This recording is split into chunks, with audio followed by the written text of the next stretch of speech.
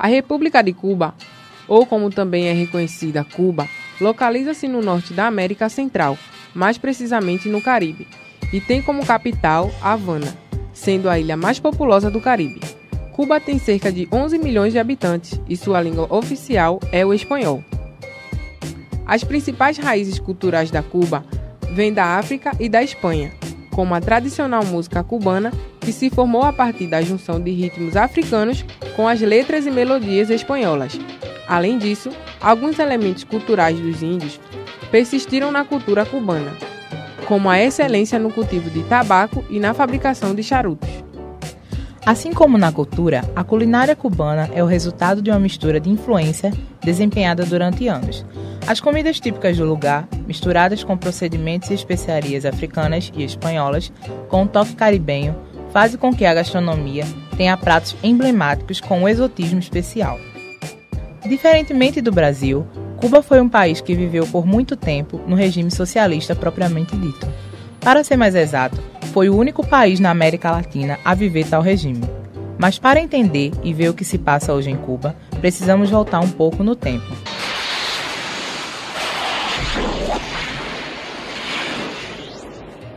O ano é 1895 e Cuba ainda é colônia espanhola.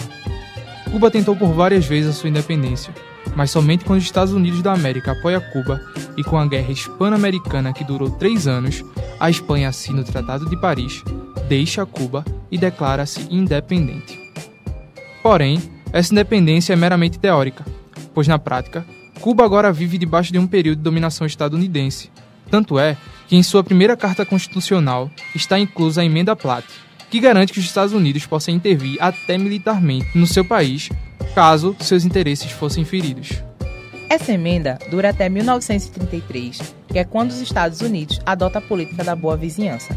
Mas Cuba ainda é muito dependente dos Estados Unidos, pois eles financiavam os governantes e eram os principais importadores dos produtos cubanos, que era a base da economia local.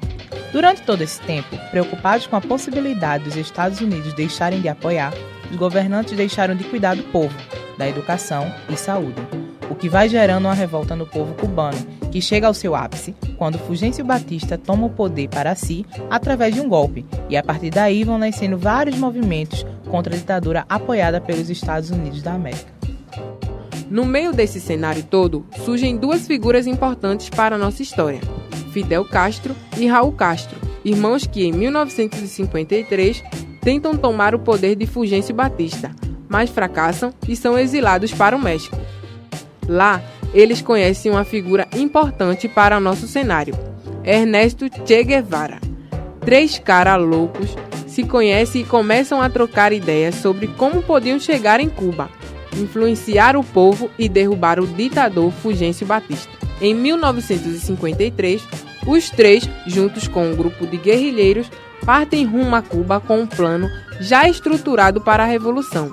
E em 1 de janeiro de 1959, eles conseguem tomar Havana, a capital de Cuba, e derrubar Fulgêncio Batista do poder. É importante lembrar que, de início, Fidel Castro não estava pretendendo implantar um regime socialista no país. Ele tentava se manter neutro quanto a isso, pois o mundo estava vivendo a época da Guerra Fria e qualquer escolha errada poderia atrapalhá-lo. Os Estados Unidos não ficou nada contente com o golpe. Até porque assim que assumiram o poder, os irmãos Castro começam a realizar ações que beneficiavam boa parte da população e a própria Cuba, como nacionalizar algumas indústrias estadunidenses, tomando o controle da cana e do tabaco, dando início à reforma agrária, entre outras medidas. Para pressioná-los, os Estados Unidos excluem Cuba da ordem econômica das Américas e para de importar o açúcar e o tabaco cubano, fragilizando em muito a sua economia. Nesse momento de fraqueza, surge então a União das Repúblicas Socialistas Soviéticas, apoiando Cuba e enxertando dinheiro em sua economia, os deixando mais fortes do que quando tinham o apoio dos Estados Unidos.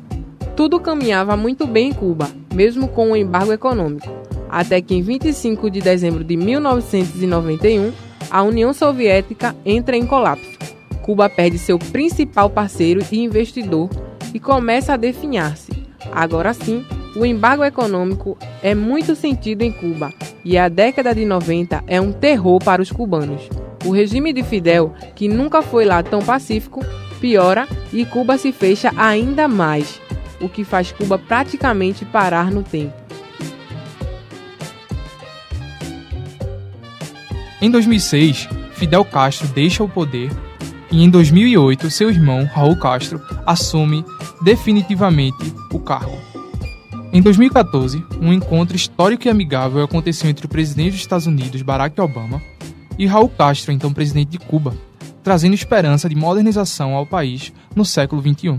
Foram 88 anos de espera e muita tensão até um presidente americano, negro, pisar em solo cubano.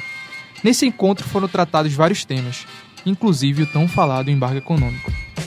Em contrapartida, Obama veio pedir a Raul que fosse mais maleável quanto às políticas sociais e econômicas cubanas. Acordo firmado, anos passados, chega um nome famoso e polêmico ao poder, Donald John Trump.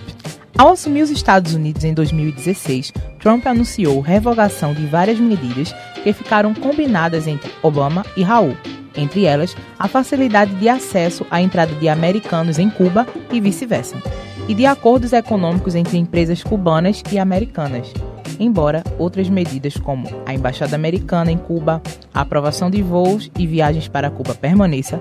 Após esse pronunciamento, o governo cubano criticou a decisão presidencial, criando um climão novamente entre os países.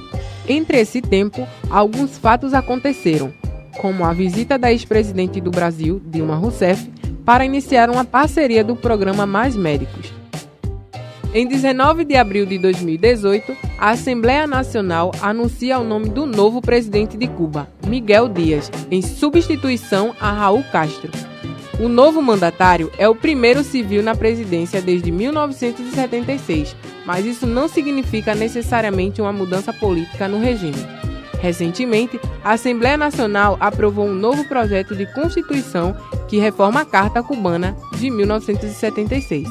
O povo cubano enxerga esperança, pois trata-se de uma geração que tem novas expectativas e novas necessidades.